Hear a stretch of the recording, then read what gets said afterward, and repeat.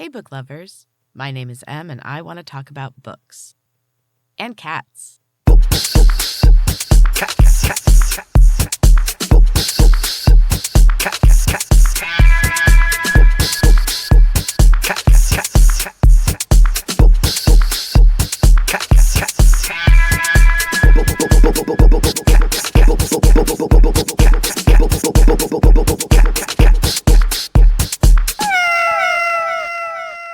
Hey, book lovers, welcome back.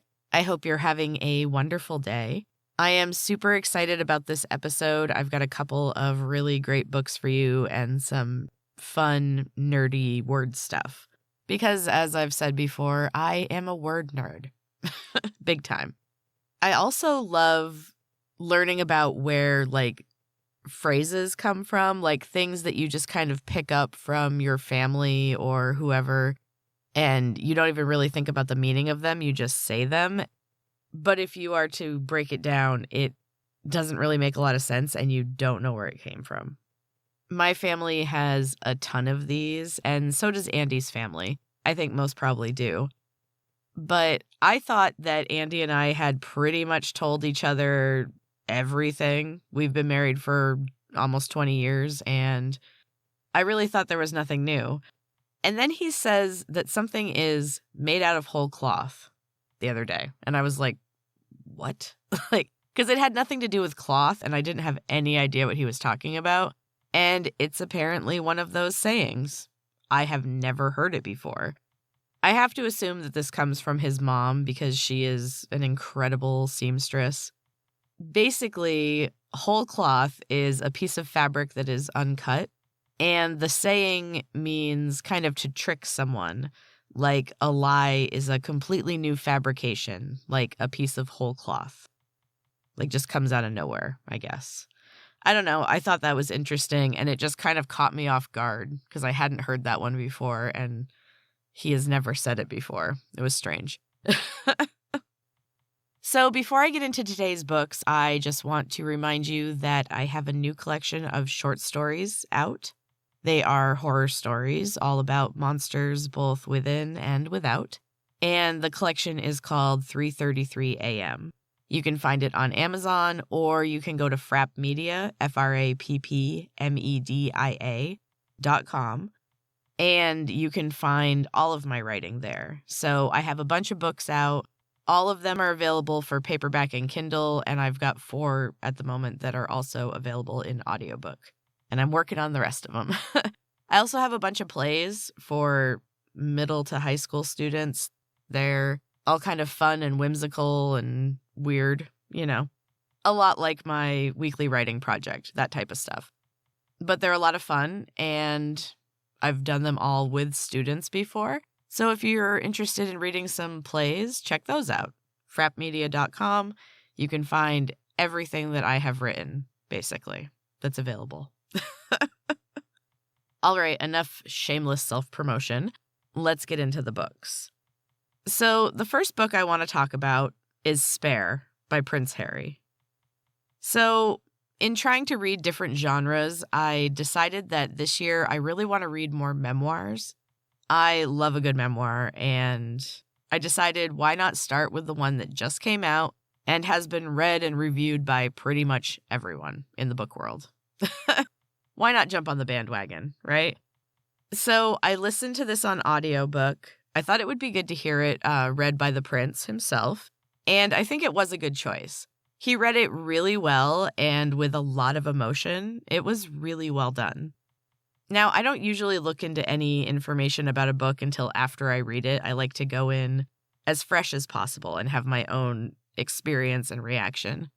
And while I was reading this book, I kept wondering about the writing. It was quite good, but it felt a touch more like a report on Prince Harry's stories. It was just missing something. I don't even know how to put it into words, but it was just slightly like a tiny disconnect. And it was a really good book and it was written really well, and I'm not saying anything like that. There just was a tiny little something. It kept bugging me, and I had to stop and actually look it up before I finished the book. And this book was written by a ghostwriter, which makes perfect sense. It's apparently the same one who did the Andre Agassi bio, which I haven't read yet, but it is on my list. I heard that's really good. So like I said, it was really well written, just a slight disconnect, just a little weird. Plus, in the book, Prince Harry kept talking about how bad he was at school, so it kind of makes sense that he had a ghostwriter. And just as a side note, what a sweet job. For most writers, I guess. I feel like for me personally, it would probably be too stressful of a job because I'd be worried about portraying the subject both fairly and in a way that would make them happy. But that seems like a pretty chill job. Just not for a recovering people pleaser. Anyway, I'm not going to go into a ton of details, and most of you have probably already read this book or at least heard about it. But I'm going to put a potential spoiler alert right here. But I'm going to try to not spoil too much. So this was a really interesting read. I am kind of fascinated by the royals, but not really in an admiring sort of way necessarily. I honestly just find the whole thing a little confusing, like how they still exist. And I find the extreme rules surrounding them just wild. So an inside look at those kind of things is immediately a draw for me.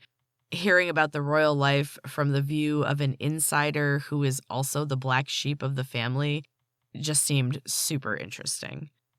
Plus, I really do feel for Prince Harry. I find it very interesting how familial roles in a toxic family exist no matter the status or wealth of the family. And what a mess this family is. I mean, good for Harry for pushing the boundaries and trying to just live a happy, authentic life. They really treat him terribly. The first section of the book is about young Harry and, of course, about Diana. The part about him losing his mom is just heartbreaking. He and his brother were forced to do some truly traumatizing things during the very public funeral, and there was no one really to help him process what happened or even really acknowledge his loss in any way. There is a strong theme through his whole life of trying to find and understand his mother. It takes him a very long time to even admit that she's gone and not just hiding, which made my heart hurt, honestly. It was so sad. And listening to Prince Harry read it, you can hear the emotion in his voice. He almost has like his little kid voice. It was upsetting. So I don't know a ton about the royals. Maybe this is common knowledge, but I was surprised by Prince Harry's deep connection to Botswana. I really respect his reverence to nature and animals, and he had some really poignant moments with just majestic wildlife, and it really gave some depth to his character. And I know that he's a person and not a character, but I think with the royals, they can kind of put out whatever projection they want, and it felt like a very honest and vulnerable section of the book. Before this, I was kind of just aware of him from the press, and honestly, I wasn't really paying attention. And this kind of just changed my whole view on him as a person. I mean, as far as I know. Speaking of the press, they are the other villain in this book. The complete lies that were not only published, but sometimes fed to them by the palace. They take gaslighting to like a worldwide level. And that is just insane. And of course, let's not forget that the press caused Diana's death. The fact that they can haunt Harry's every step after taking his mom from him is just disgusting. And the fact that the palace works with them is so messed up. The final part of this book begins when Harry met Meghan Markle. And it was really sweet to read about their relationship from his perspective. He really seems to respect and worship his wife. And enter the press again. The level of gross racist BS that they publish about her is wild. And the palace lets it happen. They could have stopped it at any time. They could have sued the papers. But they wanted to keep a good relationship with the press, and that's gross. There's also definitely some racism in the royal family. Poor Harry. I mean, he He really, really tried to work with his family, and it just went so badly for him. Like, he had no chance. I was also really surprised at the end because I had heard something about Harry and Meghan leaving the UK, and even without knowing any details, I was like, yeah, that's probably a good idea, you know? But the real reasons for why they left and the fallout was startling. I am really happy that they got away from it and get to have a happier, normal life. And at the same time, I can definitely empathize with having to cut off toxic family.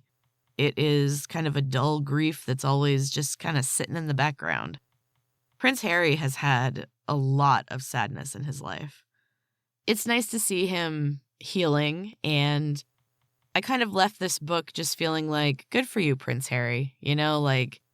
You figured it out, you got out, you protected your wife, you protected yourself.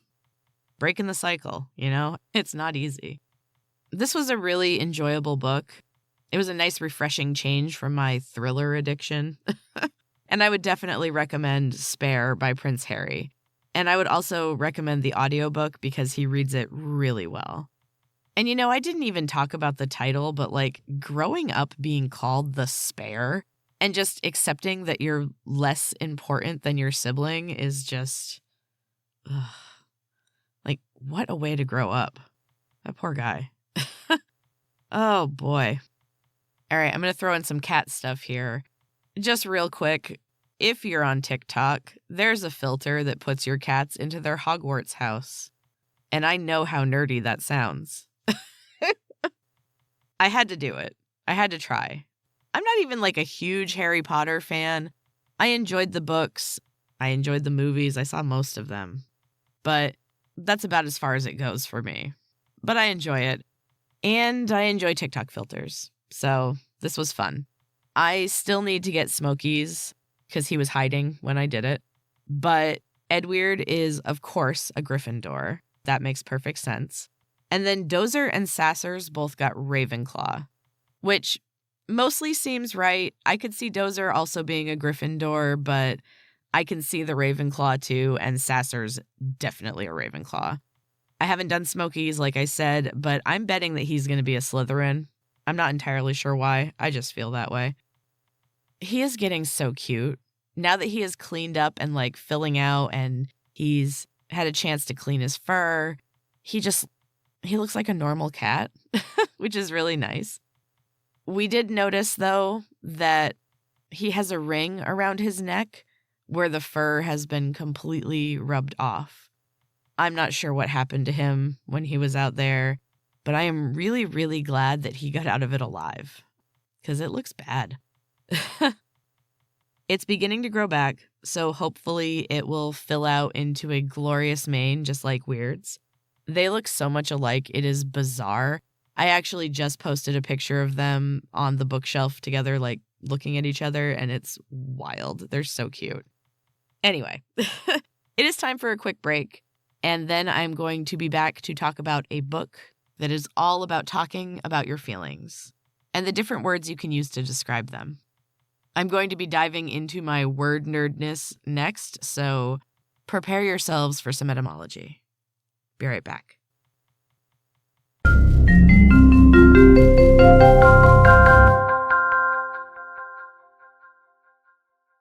Welcome back, book lovers. This is definitely a word nerd episode.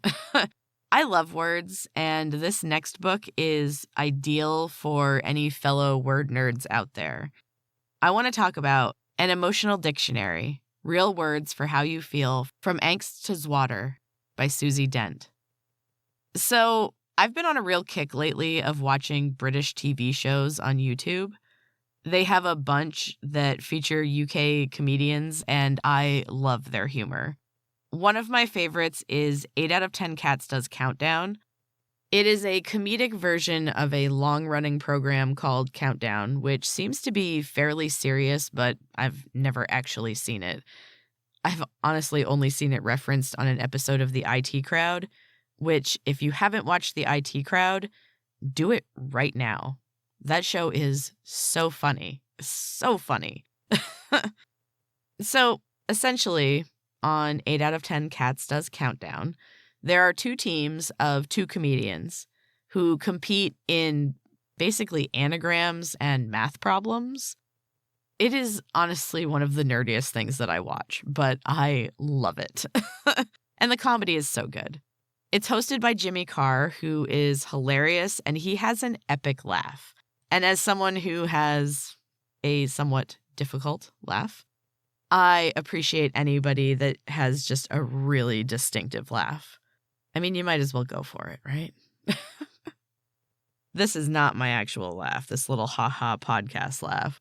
When something's really funny, I cackle at the top of my lungs. It's crazy. Anyway, what does all this have to do with the book? There are two other key people on this show. There's Rachel Riley, who is insanely good at math, and she puts up the numbers and, judges basically how they do the math problem. And then there's Susie Dent, and she keeps track of the words. She's an etymologist, and as I said, she is the author of today's book. She is super funny on the show, and I love the word facts that she shares. They kept joking about how many books about words she had written, which they joked would be boring, but honestly piqued my interest. And I decided to start with an emotional dictionary, real words for how you feel from Angst to Zwodder. And mainly I picked this book because of the word Zwodder, because that's fun. And I've never heard of it. Anyway, I love collections of strange words and their meanings, and I like the theme of feelings, so this seemed like an ideal book for me. I thought I would share a few fun words today and then maybe just sprinkle them throughout future episodes. There are way too many to cover all at once. So I'm going to start just with some of the A's for today, I guess.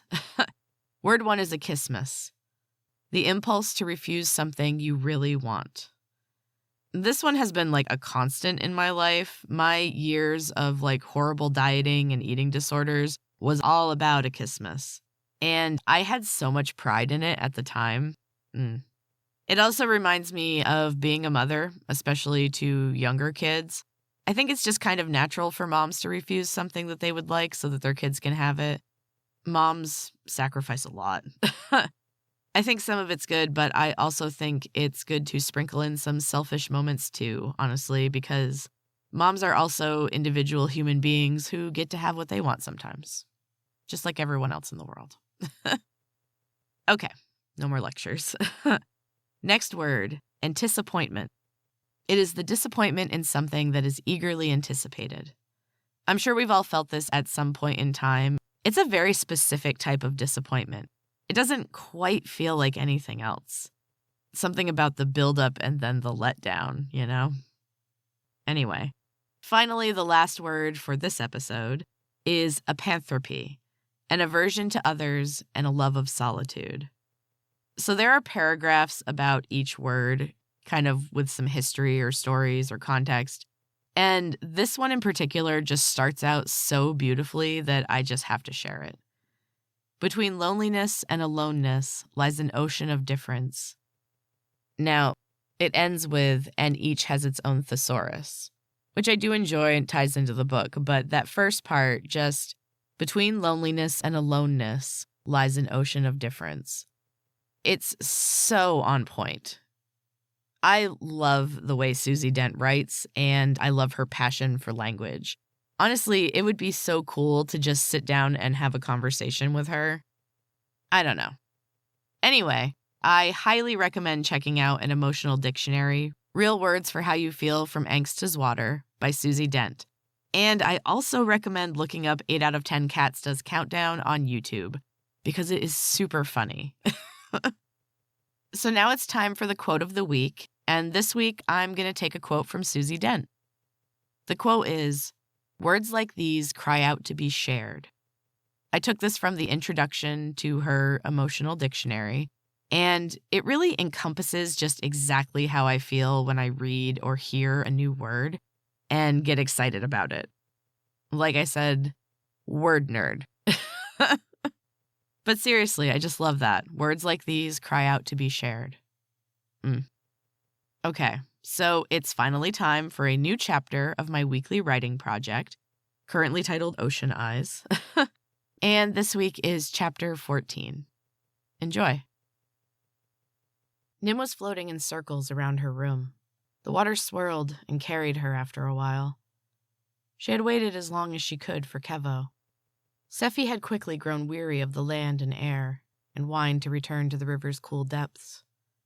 After a while, Nim couldn't argue with her any longer, and relented. Kevo had promised he'd come. She knew he had no interest in the magic world. She couldn't really blame him. He'd been used as a pawn by the dark-hearted ones. He'd done very well in the new magicless valley, and Nim had stayed away to allow him a normal life. But she couldn't wait any longer. Her intuition was screaming to be acknowledged. Something bad was coming, and they were running out of time. She had confirmed her gut feeling. The river had many underground tributaries, and she had found her way through the network of streams to the depths of the silo which had once housed the peace tree. The dark halls were filled with shadowy corners and cavernous pools of darker water that swirled with strong currents of their own. The magic in the pools was concentrated and took finesse to wield. Nim had stumbled upon an old book of water magic that showed her the basics of how to use them. Enough to see what she needed, anyway. She told no one, not even Sephi. Something made her keep it a secret. The book had come from the ruins of Cerise's old room. It was one of the few things left that had belonged to her sister. She had been far more talented than Nim in the art of water magic, and she had left little notes in the margins of the spell book. Nim looked at it often. She missed her sister terribly, and seeing her handwriting gave Nim a feeling of connection that helped a little. Cerise had not lived long enough to see the magic pools. Her notes in that section were filled with mystery and desire. Nim felt, not for the first time, that she should have been the one to perish. Cerise was much more cut out for whatever troubles were on their way. Still, reading the magic pools came easily to Nim. That was a relief. She instinctively knew how to manipulate the heavy, vibrant waters to draw forth their mysteries. Combining the images from each of the 7 pools gave her insight, and the message was not good. Monsters, some visible and some not, of every imaginable size. Nim had to look again. They couldn't have possibly been as terrible as she remembered. Her memory was making things far worse than reality. At least, she hoped so. As she navigated the maze of waterways, a pale figure slipped through the darkness ahead. Nim slowed to a stop. The gentle current moved her closer to the deeply dark halls that led to the pools. She knew the figure who swam ahead of her, slipping into the darkness that was supposed to be forbidden to all but Nim. Sephi. She didn't call out to her friend. Nim had never been a trusting person, and though she loved Sephi like a sister, there was no reason for her to be anywhere near the forbidden halls. At the very least, it was an invasion of Nim's privacy, and something told her that this was probably worse. Sephi was swimming quickly, aided by the current, which was strong in the forbidden passages. She was a glimmer in the thick gloom, and Nim moved swiftly to keep up with her.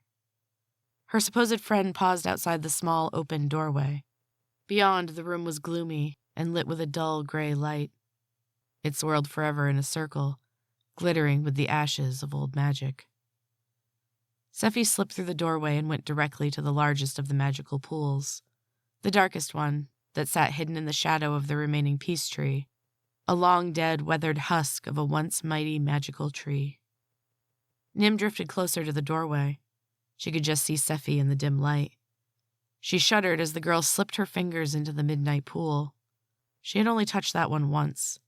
It brought forth such cruel and vile images, and it made Nim's insides burn. As she watched, Sephi slid her arms into the inky, swirling waters. It clung to her skin and pulled her deeper. In one swift movement and a muted pop, Sephi vanished into the darkness. Nim drew a sharp breath, but she waited a moment longer before she entered the old silo. She hoped Sephi would reemerge, but nothing happened. The pool's dark, glittering waters swirled languidly. She slipped into the room. The water was warmer. Cerise's notes claimed the warming was caused by the magic being processed by the peace tree. She hadn't been sure of the purpose for the processing or what was involved. Nim wondered, not for the first time, what kind of magical discoveries her sister could have made had she been the one to survive. What would the world look like if it was Cerise who had access to these beautiful pools? Nim felt grubby and clumsy as she moved through the room of her sister's dreams. She knew she did not deserve to be here. She was not supposed to be the one. She'd been flitting around, dreaming of the land, while Cerise had been studying and preparing. She ran her hand over the surface of the closest pool, a small, pale pink swirl that brought warm, homey feelings that Nim had never experienced in real life. It was her favorite, gentle, kind. A loving light poured from the small, circular pool. It lifted Nim's spirits and energized her. Today the water buzzed under her touch. The energy was urgent, and it grew hot as tiny pink bubbles swarmed over Nim's hand and up her arm. She tried to wrestle her arm away, but it only made the pull stronger. Soon she was submerged to the shoulders in tiny, buzzing bubbles. Nim opened her eyes. It burned at first, but she forced herself to keep them open. Slowly, the bubbles cleared, and the visions began. They were nothing like before. The clarity of these visions was sharp and crisp. Nothing like the confusing muddle Nim had seen when she only dared to dance her fingers through the water. First there was a map. Nim recognized the network of waterways. She knew them all, even the ones that were secret to all but a select few. She hadn't even shared this knowledge with Sephi, and until very recently, she had told her everything. There was a route marked on the map. Nim studied it and did her best to commit it to memory. The vision was fading, the map becoming opaque and then patchy, until it faded away completely. Next came visions of a beautiful lagoon surrounded by drooping purple willows. The tips of their branches grazed the surface of the crystal-clear water, sending shimmery ripples across the placid pool. A beautiful melody swirled around her. Little points of light rode the wind like dandelion fluff, and the song rose and faded with their motion. The source of the song was shrouded in a cloak of these tiny stars. Pink and white glittery lights adorned the figures standing on the bank. The song swelled, and Nim felt her heart riding on the melody. Just as suddenly, the visions were gone, and the song came to a sudden end. Nim was plunged into a heavy, silent darkness. Her heart pounded in her ears, and her breath became labored with the beginning prickles of panic. There was a loud pop, and Nim was released from the pink pool. She floated back away from the soft light. Her limbs were stiff and useless, and she was at the mercy of the currents. As her body circled the shadowy depths of the old silo, Nim could still hear the beautiful song. It seemed to come from within her. The notes began to take form. One word emerged. Go. Over and over. Go, go, go, go. Nim slammed into the wall, and she was jolted back into her body. She flexed her fingers and toes. She drew her arms slowly through the water around her. She wiggled her tail and found she once again had legs. The change had not been conscious, but she let them remain.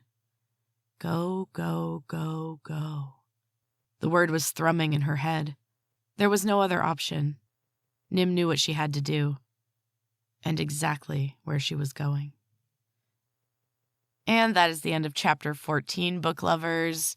I hope you enjoyed it, and I hope you enjoyed this episode. If you did, please leave a review on whatever platform you're listening on and tell your friends. They might enjoy some good Books and Cats chat too. You can find more Books and Cats stuff on Instagram and TikTok at books.cats.pod. And you can also listen to these episodes on YouTube if you would prefer, at Books and Cats. And like I said before, if you'd like to check out my writing, I have a bunch of books, both horror and fantasy genres, and you can find it all on frappmedia.com, frappmedia.com.